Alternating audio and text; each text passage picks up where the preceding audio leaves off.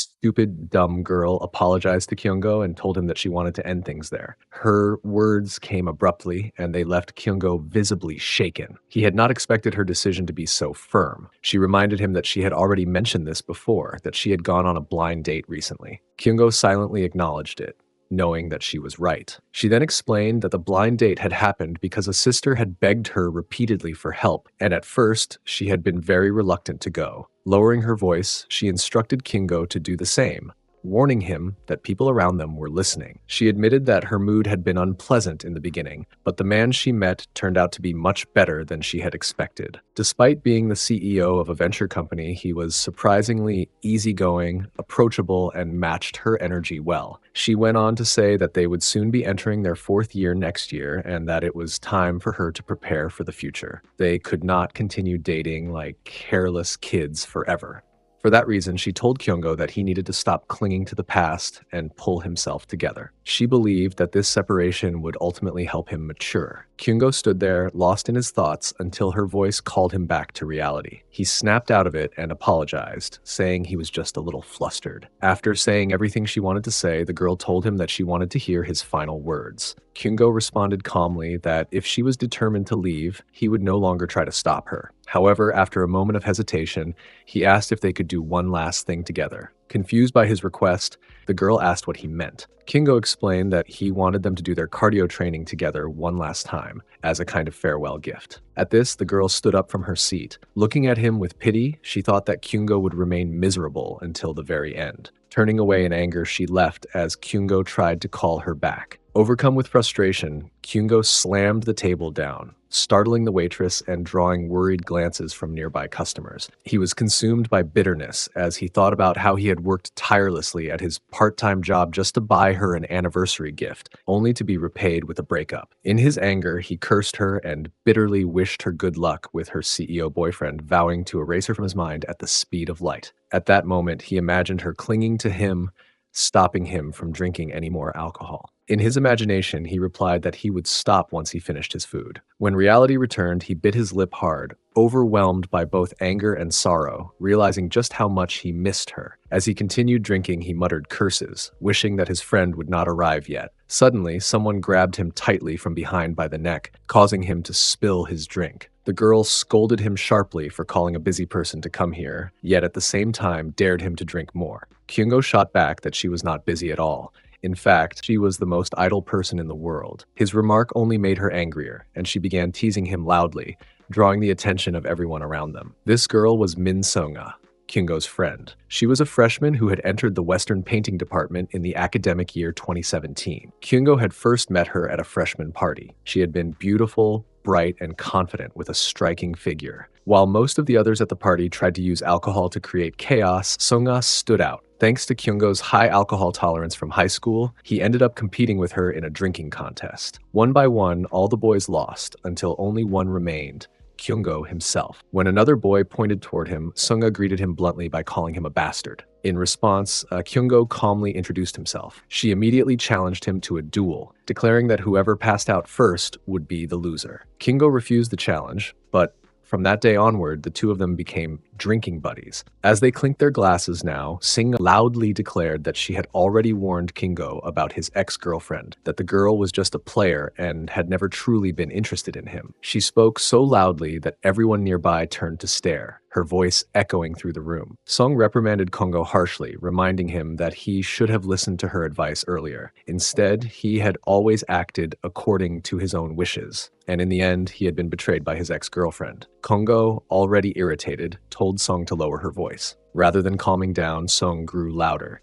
She deliberately drew the attention of everyone in the pub and openly announced that Kongo was nothing more than an idiot who had been dumped by a girl, mocking him and telling the crowd to look at his foolish face. Enraged, Kongo shouted at Sung to stop her childish behavior. Their argument continued to escalate until a waiter approached Kongo and politely asked him to leave, explaining that the disturbance was affecting other customers. After a brief pause, both Sung and Kongo exited the pub together. Outside, Kongo complained that because of Sung, he had not even managed to get properly drunk. Song, on the other hand, confidently insisted that he had not drunk as much as he wanted anyway. Suddenly, she placed her hand on his shoulder and casually suggested that they continue drinking at her place. Kungo hesitated at first, eventually agreed. They went to Song's house and continued drinking. By the time they finished nearly 10 bottles, Song admitted that she was finally starting to feel drunk. Kungo scolded her, rudely telling her to mind her manners and claiming that her behavior was the reason she did not have a boyfriend. Song, however, responded with confidence, stating that many men liked her and that Kungo could not understand such things because he was still bitter over being dumped. Kungo lost his temper and threatened her, but moments later, he smiled and dismissed his own anger, saying that alcohol made people forget things easily. He then made a bet, declaring that Song would remain single until graduation. Song shrugged and replied that it did not matter anyway, and that there was no point arguing over it. Hearing this, Kungo burst into laughter. Song remarked that the two of them always became overly excited whenever they talked about their weapons, referring to their sharp words. Kungo sighed and muttered that perhaps women behaved this way too, claiming that all women were the same. He bitterly spoke about his ex-girlfriend who had abandoned a 3-year relationship simply because she wanted to act like a CEO. To him, this proved that all women were alike. Song immediately shouted back, arguing that not all women were the same. Just because his ex-girlfriend was manipulative did not mean everyone else was. Kungo refused to accept this. Sung angrily insisted that his thinking was wrong, stating that men were often attracted to women simply because they felt happiness and excitement around them, not because of deep emotions. As Kungo continued to deny her words, Sung suddenly pulled him closer and challenged him, proposing a bet about who would get excited first. Kungo remained silent for a moment before loudly demanding a prize, 50,000 won and bread. This led to a chaotic wrestling match between them. The next morning, Kungo's alarm rang loudly at 9 o'clock. He panicked when he realized he was late for class. While rushing out, he thought about how he was always late for Professor Cha Do-yeon's lectures and feared that missing another class would surely result in failure. Lost in his thoughts, he collided with a girl, causing her to fall as her books scattered across the ground. Kungo immediately apologized, though he became flustered when his gaze accidentally dropped toward her skirt. The girl also apologized and asked if he was all right. Kungo offered to help her, but she politely declined. At that moment, Sung arrived and walked past him without saying a word. Kungo quickly helped the girl anyway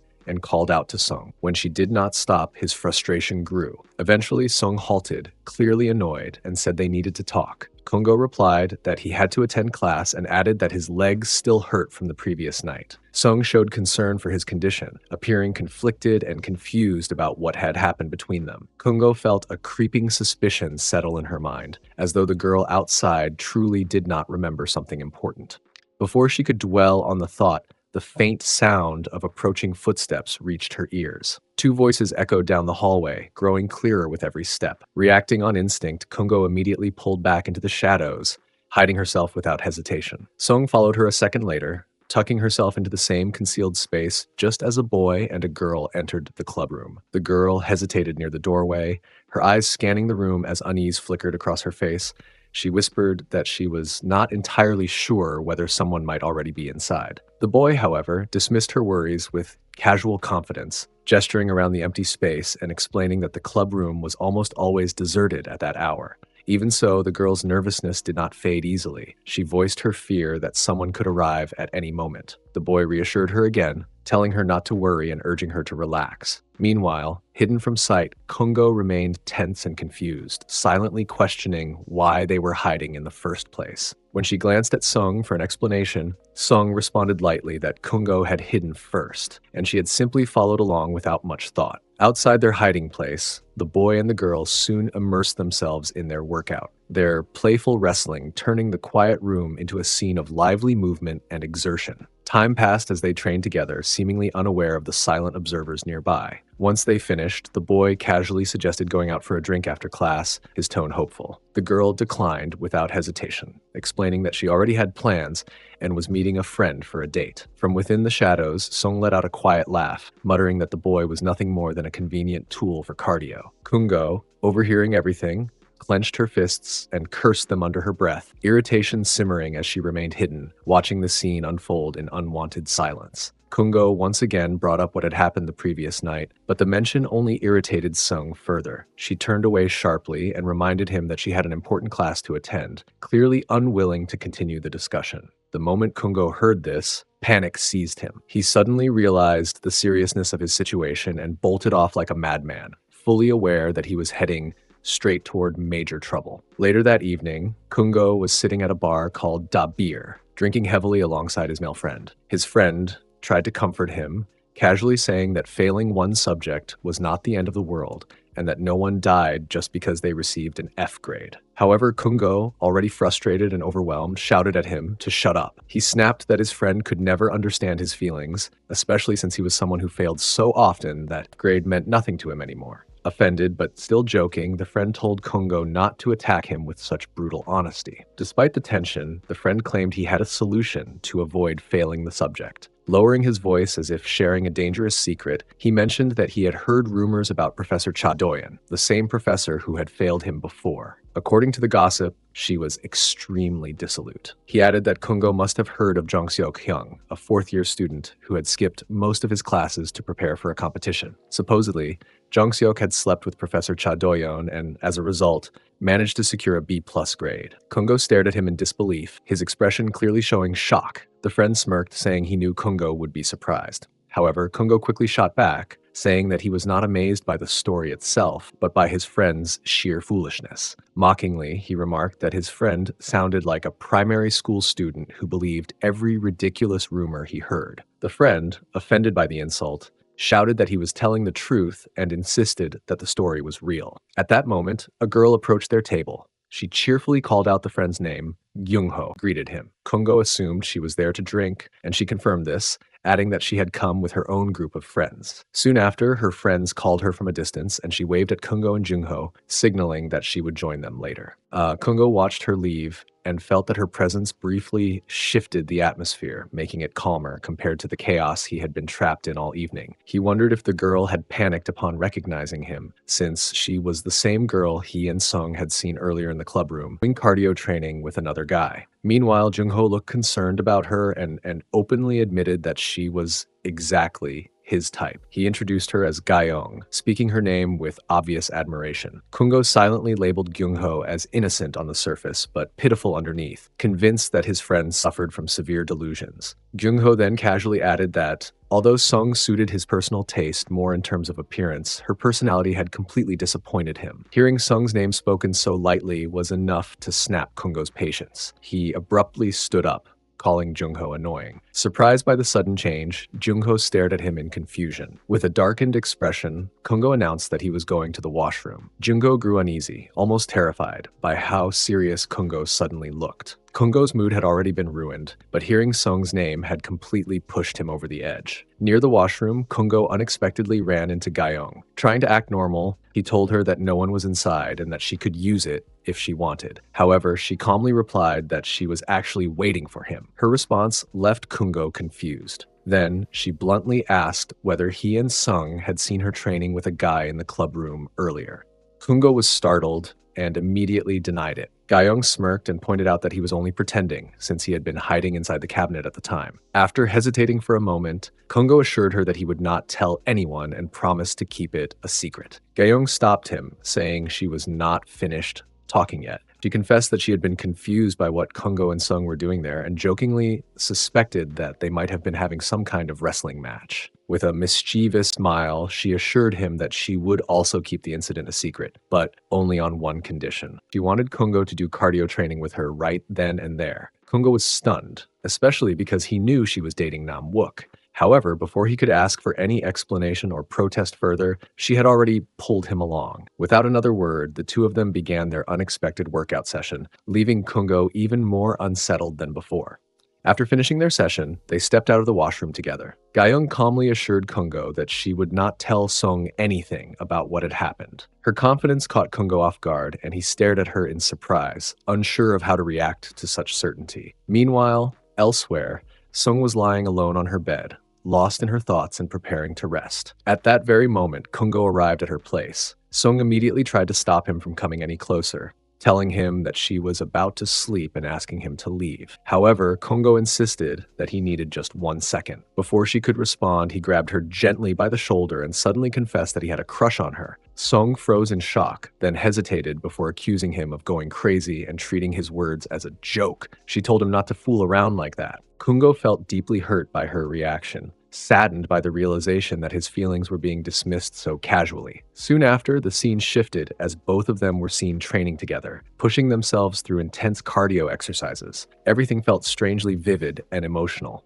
until Sing abruptly woke up. She realized it had all been a dream. Her heart raced as reality settled in. Just then, doorbell rang. When Sing opened the door, she found Kungo standing there. His sudden arrival late at night immediately worried her, especially because a strong smell of alcohol surrounded him. Kungo explained that he had been out drinking with a casual friend and had gotten drunk without realizing how late it was. He added that he had come only to apologize for what happened the previous day, insisting that he remembered everything clearly. Before he could say more, Sung punched him hard on the chest. Even as he continued apologizing, she grew more irritated, questioning why he would put himself in such a pathetic state just to say something so pointless. Suddenly, Kungo began to feel sick. Without warning, he vomited on Sung and then fainted right in front of her. Struggling with both anger and exhaustion, Sung somehow managed to drag him to the bed and threw him onto it. She let out a frustrated sigh, muttering that he had come all the way to her house only to puke and pass out. After that chaotic night, the two of them unknowingly began another silent battle, this time an unspoken emotional wrestling match that neither of them was ready to confront. The next morning at school, Kungo walked through the campus with his head down, replaying the events of the previous night in his mind. He had gone to apologize, yet everything had only worsened. The thought of facing Sung that day made his chest tighten with anxiety. Just then, Gyungho approached him and greeted him warmly, expressing concern about whether Kungo had made it home safely the night before. Kungo responded sharply, his face aggressive and his tone cold, stating that he had returned safely and telling Gyungho not to worry. Gyungho then casually mentioned that their planned trip was still happening, adding that he assumed Kungo would not be able to join this time. That comment irritated and confused Kungo. He questioned how Gyungho could decide something like that on his behalf. Smiling knowingly, Gyungho reminded him that he had dropped Miss Cha Doyeon's class and had already been kicked out of the house. The realization struck Kungo hard. This was far more serious than he had thought. Later, Kungo stood nervously outside the professor's office, unsure of what to do next. After a moment of panic, he decided that he would kneel down and beg if necessary. When he knocked on the door, there was no immediate response. After a brief pause, the professor finally allowed him to enter. Inside, he saw Cha Do-yeon seated at her desk. She looked visibly confused by his sudden appearance, especially remembering his visit to her home earlier. With a tense expression, Kungo admitted that he had missed her classes and received an F in her subject. In a sharp, emotionless tone, she replied that there was nothing she could do about it. Hesitantly, Kungo suggested that there might still be some way to fix the situation. Curiosity flickered across her face as she asked what he had in mind. Gathering his courage, Kungo boldly declared that he was willing to do anything she asked, as long as he could erase the F from her subject. His confidence made Cha Do-yeon pause and think. She finally replied that they would do exactly what he was capable of doing. Kungo immediately agreed again, repeating that he would do anything necessary to restore his grade. For a moment, Do-yeon remained silent. Then she stepped closer to him and placed her hand against his chest, asking if he truly understood what she was implying. Kungo, flustered but trying to remain composed, replied that he assumed she would assign him extra work or additional assignments. Suddenly, Do-yeon grabbed his weapon, causing him to flinch in shock. She then stepped back, leaving Kungo frozen in place, lost in confusion and overwhelmed by his own thoughts. Cha Do-yeon suddenly spoke sharply, snapping Kungo out of his thoughts. She warned him not to space out and instructed him to listen carefully. She informed him that she would call him to her office the following week, and only then would she explain what he would have to do for her. Startled, Kungo immediately apologized and agreed without hesitation. He bowed deeply in front of her, expressing his gratitude with genuine urgency before leaving the office. As he walked down the hallway, Kungo silently scolded himself for speaking so recklessly to the professor. His mind replayed every word he had said,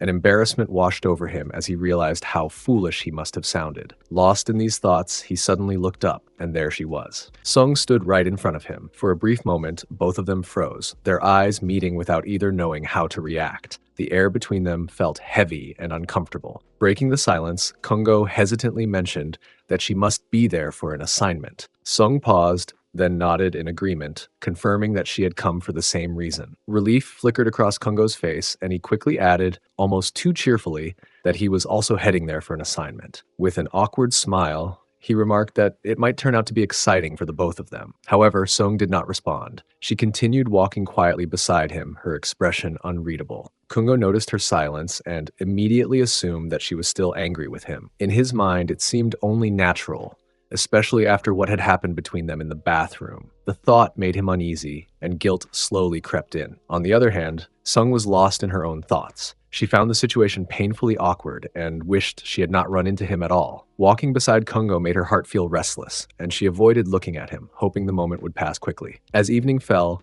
Kungo found himself alone, sitting quietly with his sketchbook open. His pencil moved slowly across the page as he began to sketch, but his mind remained distracted. Unspoken emotions, regret, and unresolved tension lingered in his thoughts, making every line he drew heavier than the last. Kungo sat at his desk with a deep frown creasing his forehead. For 5 straight hours, his pencil had hovered uselessly over the page, yet he hadn't managed to draw a single meaningful line. His thoughts were tangled, his focus slipping further away by the minute. With a weary sigh, he glanced towards Sung, who was quietly immersed in her own work. He knew he couldn't keep going like this, trapped in frustration and silence. Gathering his courage, he decided it was time to start a conversation. He stood up, walked over to her, and in an awkward tone admitted that he was feeling hungry and was about to grab something to eat. He added, hesitantly, that if Sung was hungry too, she could join him. Before Sung could even respond, Gyeong suddenly appeared at Kungo's side and grabbed his arm with surprising enthusiasm. She declared that they should all go eat together, explaining that she had been starving all day after rushing from one class to another without a proper break. With a bright grin, she called out to Sung as well, announcing that she would be treating them both today. Sung smiled politely at the offer, but replied that she still had work to finish, telling them to go ahead and enjoy the food without her. Gyeong waved cheerfully, saying goodbye as Sung wished them a pleasant meal. Kungo, however, lingered for a moment, clearly unsure. Just as he was about to leave, Sung finally set her pencil down and admitted that she, too, couldn't concentrate on her drawing anymore because she was actually feeling quite hungry. Her quiet confession caught Kungo off guard, but it also made him feel strangely relieved. Later that night, Kungo and Gyeong walked side by side down the street after finishing their meal. Gyeong excitedly praised how delicious the food had been, laughing about how worth the trip it was. Kungo, on the other hand, felt a little uncomfortable. He was bothered that Gyeong hadn't allowed him to pay the bill. When he mentioned it, Gyeong brushed it off casually, saying that since she was the one who had offered the treat, it was only natural that she paid. After some time, Kungo announced that he had to leave because he had something important to take care of. But Gyeong stopped him, her eyes lighting up with curiosity. She urged him to come along with her, promising to show him something fun and unexpected. Intrigued and slightly confused, Kungo followed as she led him through a narrow, dimly lit street. He asked what exactly she wanted to show him, and Gyeong simply pointed ahead. There, in the shadows, he noticed a couple doing cardio training outside, pushing themselves through their workout despite the late hour. The sight surprised him. Gyeong explained that the area was quiet, with hardly any lights or people around, making it the perfect place for intense training. Then, without warning, she began taking off her outer clothes, announcing boldly that they were going to train just like that as well. Kungo's eyes widened in shock. He protested that he wasn't comfortable doing something like that out in the open. At that moment, a sudden noise made them both flinch, but when they looked closer, they realized it was only a stray cat darting across the street. Gyeong let out a disappointed sigh and explained that plenty of boys would gladly train with her anytime she wanted, so Kung shouldn't assume she was acting desperate. Still, her words left Kungo wondering if this kind of boldness was simply normal for someone like her. Gyeong then admitted that she only behaved this way around Kungo because she couldn't forget the day they had secretly trained together in the bathroom. That memory, she confessed, stayed with her, and it was the reason she wanted to recreate that same feeling again. Hearing this, Kungo finally understood that Gyeong had planned this moment from the very beginning. Gyeong nodded, confirming his realization with a confident smile. And so, beneath the quiet night sky, the two of them began their intense workout session together, pushing each other forward with determination and a shared sense of excitement that neither of them had expected to feel again. Sung remained seated in her chair, her shoulders slumping as she let out a long, exhausted sigh. The day had drained her, and the emptiness in her stomach only made her irritation worse. Hunger gnawed at her patience, and after a moment of thought, she decided it was time to head home. As she stood and walked toward Kungo's chair, something unusual caught her eye. He had left behind a small cartoon sketch on his desk, an exaggerated, playful drawing that looked more like the work of an elementary school child than that of a serious athlete. Sung frowned at it, muttering under her breath that he really was like a kid sometimes. She couldn't help but feel annoyed. After all, she hadn't eaten anything all day, and this silly drawing was the last thing she wanted to see. At first, she assumed Kungo had already gone home and dismissed the matter as none of her concern. But then, a strange feeling of unease crept over her. What if he had forgotten something important? Acting on that instinct, she pulled out her phone and sent him a quick message, letting him know that he had left his bag behind in the classroom. Almost immediately, she heard the sharp sound of a notification echoing from nearby. Confused, Sung looked around and realized that the sound was coming from Kungo's own phone, which was lying on his chair. She stared at it, puzzled. Why would he leave without his phone? To Sung, that made no sense. There was hardly anything more important than a mobile phone in today's world. The fact that he had left both his bag and his phone behind struck her as incredibly strange. Meanwhile, in another part of the building, Kungo and Gayong were deeply absorbed in their training session. Their focus was suddenly broken when a watchman approached them with a stern expression. The guard's eyes immediately fell on Kungo, who was in the middle of adjusting his pants. Startled, Kungo blurted out that he had been in such a hurry because he urgently needed to use the restroom. He quickly added that, as a respectable citizen, he would never relieve himself in public and was simply trying to find the nearest bathroom. The watchman scolded him regardless, warning that no matter how desperate the situation was, he should never behave that way in an open area.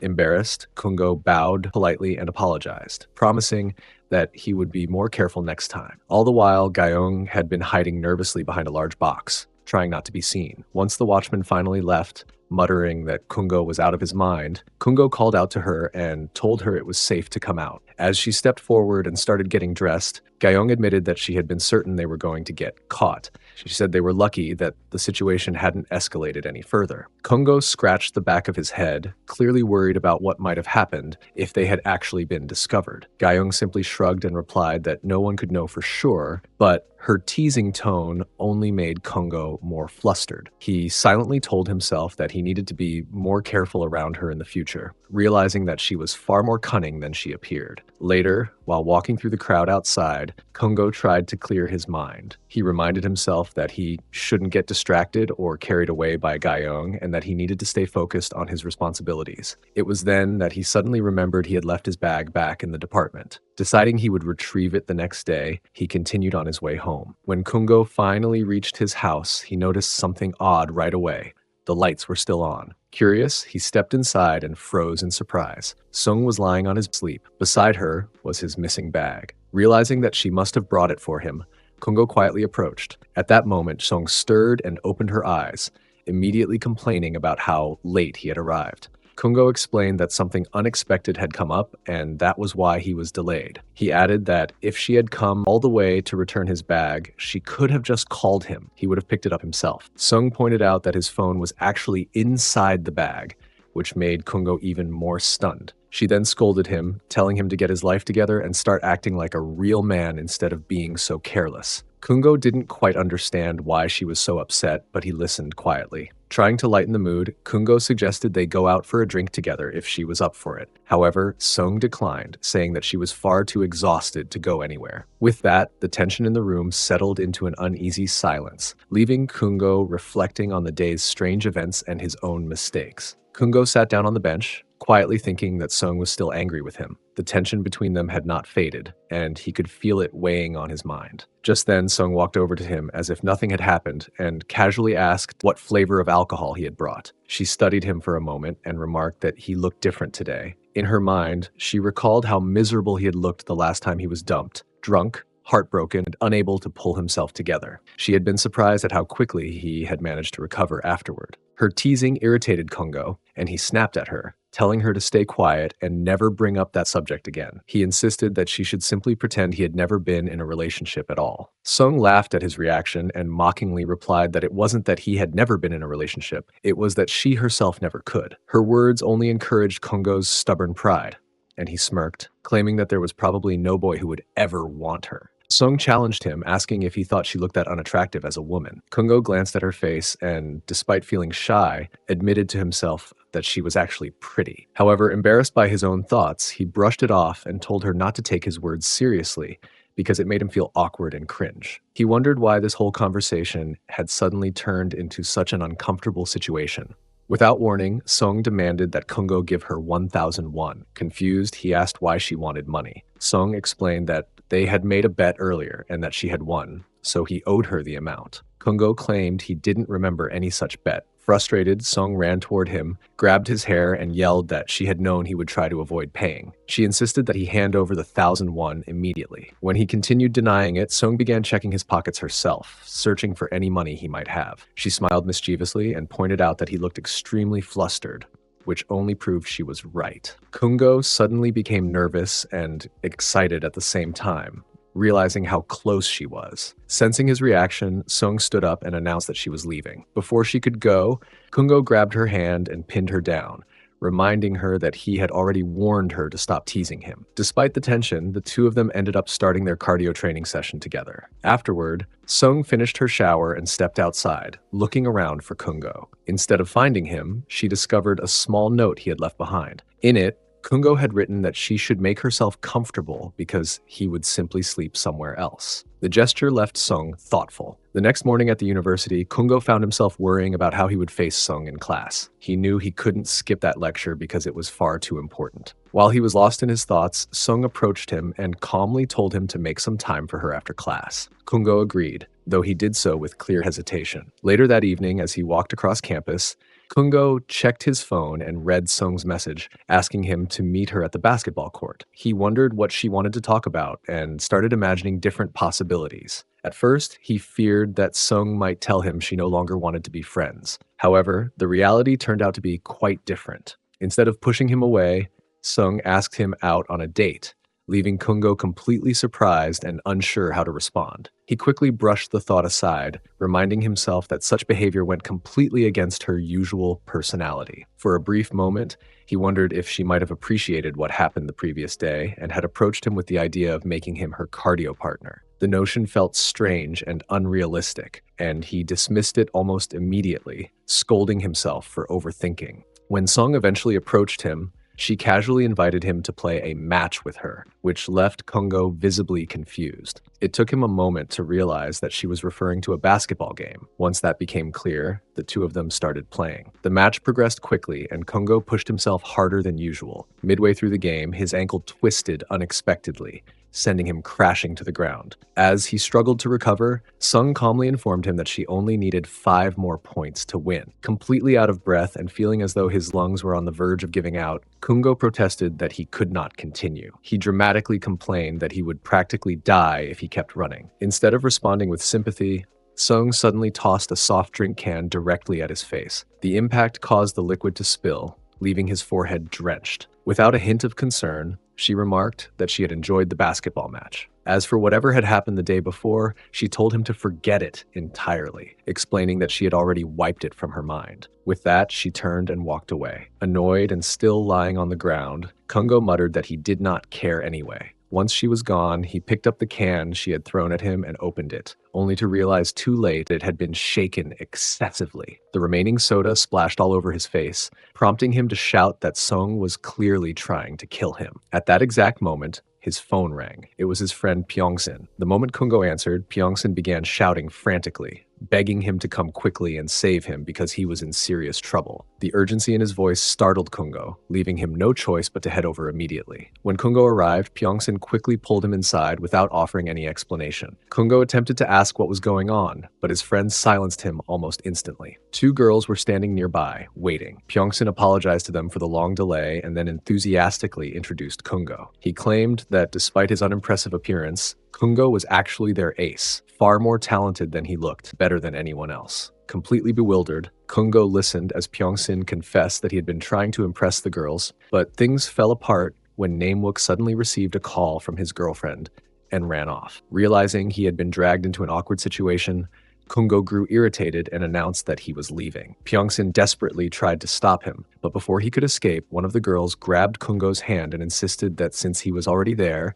They might as well have some fun. Though hesitant, Kungo reluctantly agreed. Soon, they were dancing together in the noisy atmosphere. As the girl moved closer than he was comfortable with, Kungo awkwardly told her not to stand so near. He explained that because she was sticking so close, he was sweating heavily. The loud music drowned out his words, confusing her. Raising his voice, Kungo clarified that he had just finished playing basketball, which was why his body was covered in sweat. Instead of being put off, the girl hugged him and said she liked the smell of a man's sweat. Her response left Kungo flustered and unsure of how to react. She then suggested that they leave together. Eventually, they arrived at a motel. The girl went to take a shower and later apologized for keeping him waiting so long. Kungo mentioned that he planned to shower as well, but she stopped him by grabbing his hand. With a playful, mischievous smile, she reminded him that she had already said she liked the smell of sweat. Leaning closer, she brought her nose near his body and inhaled deeply, praising the scent as pleasant. Kungo could only think that she was incredibly strange for finding something like that appealing. Forcing an awkward smile, he said he felt too hot and suggested turning on the air conditioner. She replied that she had deliberately turned it off because she did not want the scent to disappear. She began removing his shirt and invited him to lie down. What followed felt more like a chaotic wrestling match than anything else. In the middle of it all,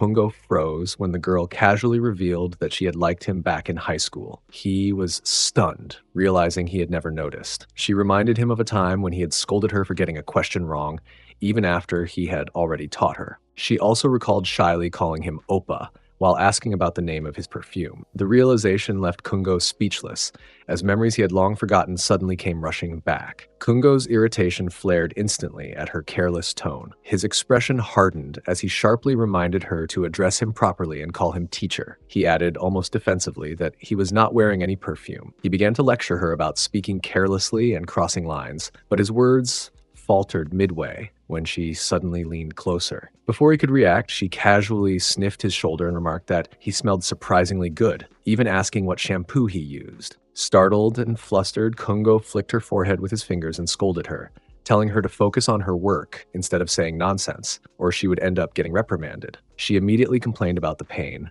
rubbing her forehead with exaggerated drama. Back in the present, she smiled softly and commented that he still smelled just as good as before. Kungo called her by her full name, Jang Hee-ju, and told her to get dressed, which caught her completely off guard. Calmly but firmly, he said he would take her home. Hee-ju protested, insisting that they had already done everything they needed to, and that it was far too late to worry about such things now. However, Kungo's expression turned serious as he replied that if he had known from the beginning that she was Jang Hee-ju, he would never have come there with her at all. That was when Hee-ju suddenly wrapped her arms around him from behind. Calling him a liar, she accused him of pretending to be distant when he clearly was not. She boldly demanded that they do it once more, refusing to let go. With that, the two of them ended up resuming their intense cardio training yet again, their earlier tension dissolving into familiar chaos. When morning came, Kungo woke up alone. As he sat up, he noticed a note left behind. In it, Hee-ju had written that it was good to see him again and that next time they would meet in a different room. Holding the note, Kungo rubbed his face in disbelief, thinking that he must be losing his mind. He had spent the night with a girl he once tutored, and yet, despite his shock and guilt, he could not deny how good it had felt. At that moment, his phone buzzed. When he saw the caller's name, Cha Do-yeon, his heart skipped a beat.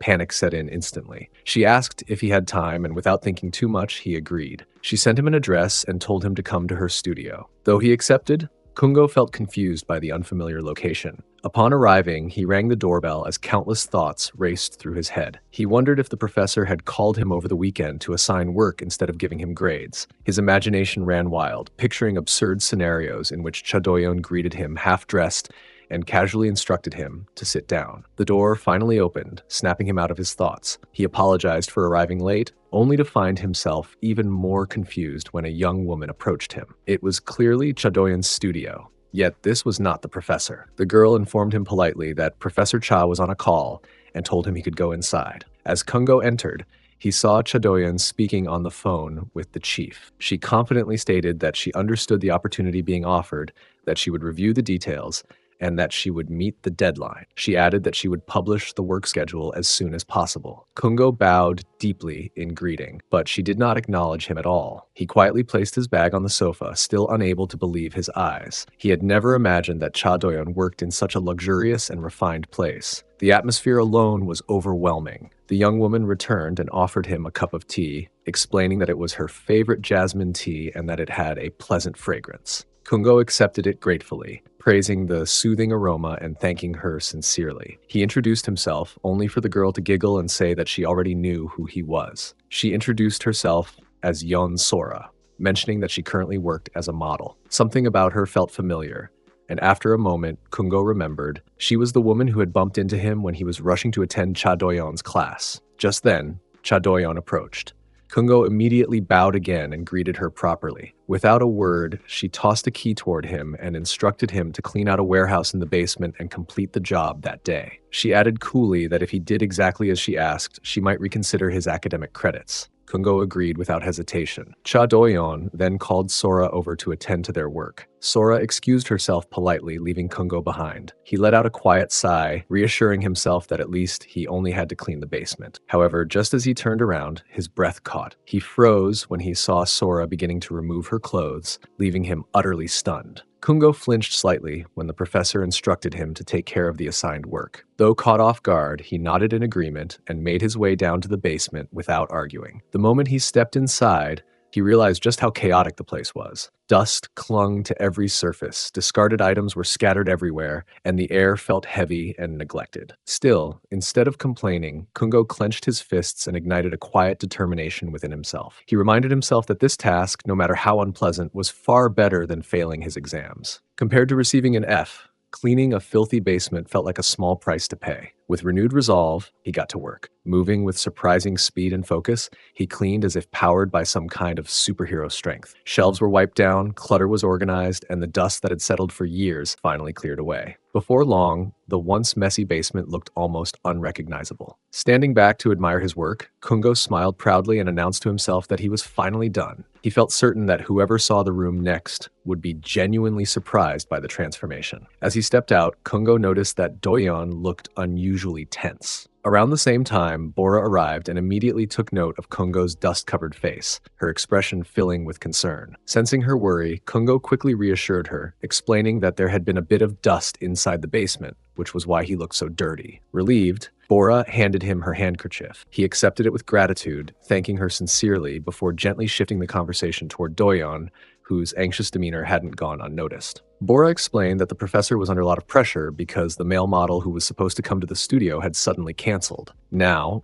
Doyon was scrambling to find a replacement, but according to Bora, none of the available options seemed to meet her strict requirements. Almost as if on cue, Doyon spotted Kungo and called out to him sharply. Caught off guard, Kungo hesitantly told her that he had completed the cleaning thoroughly and that she was free to inspect the basement if she wished. Instead of responding to that, Doyon gave him an unexpected order to take off his clothes. Startled and clearly uncomfortable, Kungo froze for a moment before reluctantly complying. He removed his t-shirt, unsure of what to expect next. Doyon studied him carefully and commented on his moderately built muscles, offering genuine praise. Though she admitted she was slightly disappointed by his height, she quickly added that it wasn't a serious issue. Kungo laughed awkwardly, brushing off her remarks and insisting that he couldn't possibly be a model. Doyon countered his protest with an offer. If Kungo agreed to model for the day, she would overlook his absence from the previous class. At first, Kungo felt disappointed that she was only willing to forgive one class. Sensing his irritation, Doyon sighed and finally agreed to pretend that Kungo had never been absent from any of her classes at all. Taking her words seriously, Kungo boldly removed his pants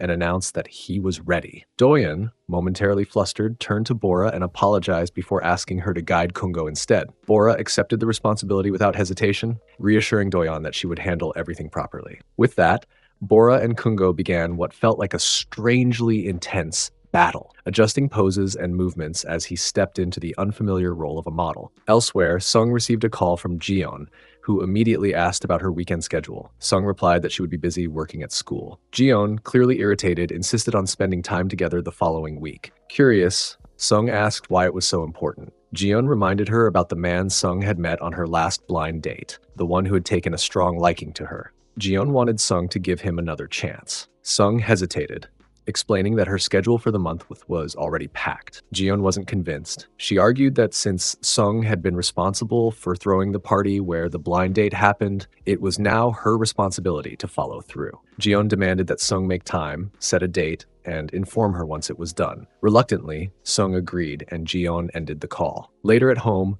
Sung stood in front of her wardrobe, sifting through her clothes with growing frustration. She realized she didn't own anything suitable for a blind date and decided she would need to buy something new. Just as she was thinking this through, her phone rang again. Already irritated, Sung shouted at the caller, demanding to know who was bothering her. Expecting Jiyeon, she sighed in exasperation. But, to her surprise, it was Cheon. He told her that he had just broken up with Yeon. Concerned, Sung immediately asked for his location. That night, she arrived at a bar and found Kongo sitting alone, quietly drinking beer. The sight stirred memories within her. Looking back, Sung thought that perhaps she should have gone on the blind date instead of paying so much attention to Kongo that day. After all, he still hadn't completed his assignment, and she wanted her credits returned. Meanwhile, Kongo resolved to do his best, even though he struggled to fully control himself. When he moved unexpectedly, Doyeon sharply scolded him. Kongo quickly apologized, lowering his head in embarrassment. Bora stepped in, gently calling out to him and asking whether he felt uncomfortable. She offered to help. Adjusting her position slightly, Bora tried to ease the tension. Kongo admitted that he already felt a little more comfortable, grateful for her understanding and support. Kongo felt increasingly uneasy as the situation unfolded, finding it far more provocative than he had expected. He struggled to maintain control over his thoughts and reactions,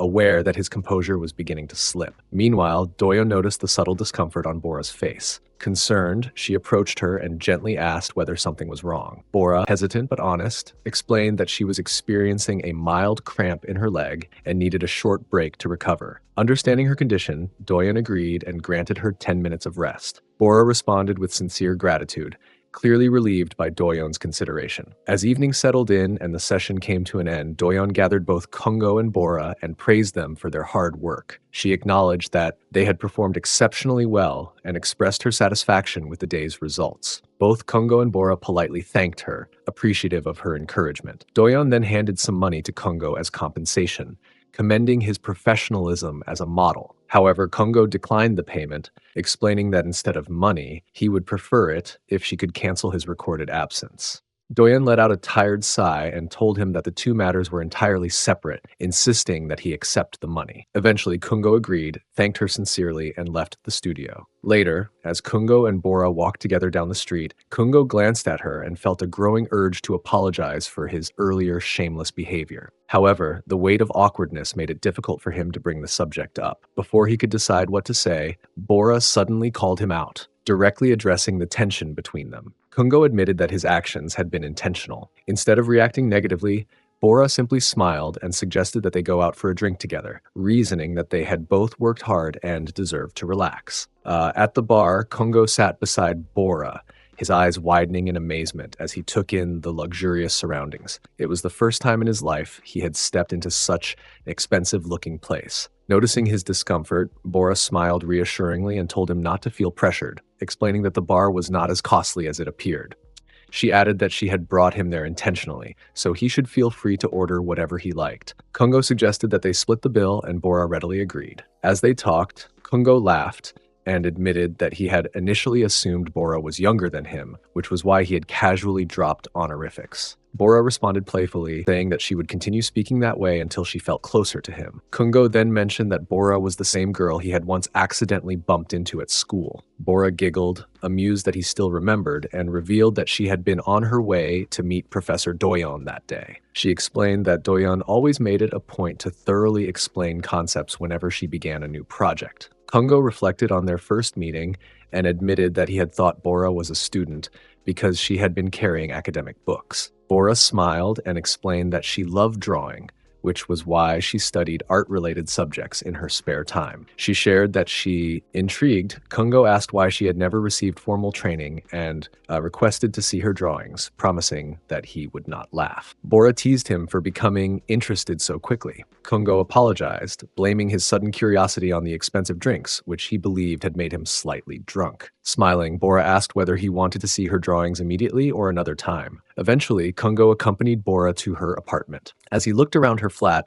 he felt that the space reflected Bora's personality perfectly, as though it truly belonged to her in every sense. Just then, Bora's white cat approached them and she gently patted it, her expression softening. Bora apologized for the mess, explaining that she had not been home much lately due to her heavy workload. Kungo reassured her, saying that compared to his own room, her place felt more like a cozy cafe. Bora laughed and commented that Kungo was surprisingly good with words. Kungo replied hesitantly, explaining that he usually spoke whatever came to his mind without thinking too much. Sitting nervously on the couch, Bora spoke up with visible embarrassment and asked whether he was truly sure not laugh at her drawings. Kungo answered with quiet confidence, assuring her that he would never do such a thing. Encouraged by his response, Bora slowly handed her diary to him, her heart pounding with uncertainty. Kungo carefully looked through the pages, studying the artwork with sincere attention. After a moment, he remarked that the painting was beautiful. His unexpected praise left Bora stunned. Kungo went on to explain that even though he was still learning and did not have deep knowledge about art, he could clearly feel the emotions conveyed through her painting. He described how the forest in the artwork felt cold and isolated, creating a sense of loneliness. Yet the faint light at the end of the road appeared like a small ray of hope, struggling against the darkness.